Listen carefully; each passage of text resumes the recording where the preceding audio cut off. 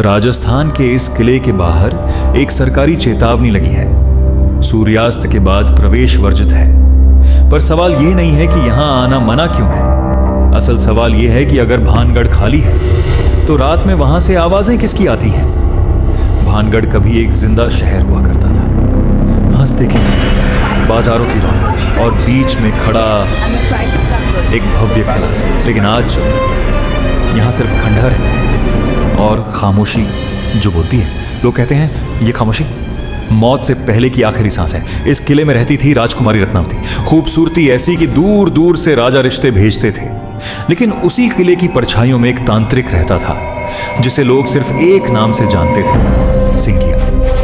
वह राजकुमारी को चाहता था पर उसका प्यार पूजा नहीं जाता था। एक दिन सिंघिया ने मंत्रों से भरा एक इत्र तैयार किया जिसे लगाने वाला उसके वश में हो जाता। राजकुमारी को शक हुआ, उसने इत्र को जमीन पर फेंक दिया और तभी वो इत्र पत्थर बन गया और लुढ़कता हुआ सीधे तांत्रिक पर जा गिरा। मरते मरते उसने शाप दिया, ये किला कभी आबाद नहीं होगा। कुछ ही समय बाद भानगढ़ पर हमला हुआ। राजा, सैनिक, आम लोग, कोई नहीं बचा।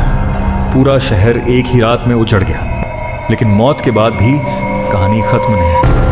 आज भी लोग बताते हैं किसी ने सीढ़ियों पर चलने की आवाज सुनी, किसी ने औरत की हंसी, और कुछ लोग कहते हैं किसी ने पीछे से कहा यहीं रुको। जो रुका वो वैसा वापस नहीं लौटा।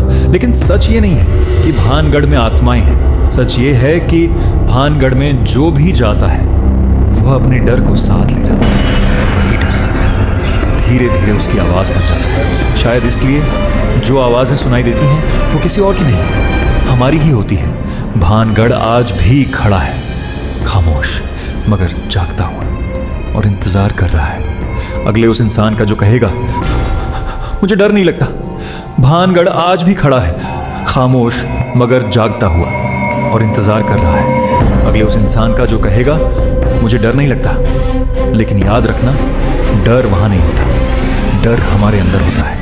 अगर आपको ऐसी ही रहस्यमयी, सच्ची और डरावनी कहानियां पसंद है तो अनसुना साच DNN YouTube चैनल को अभी सब्सक्राइब करें और डर से पहले बेल आइकॉन जरूर दबाएं, क्योंकि यहाँ हर कहानी सच के सबसे अंधेरे कोने से आती है।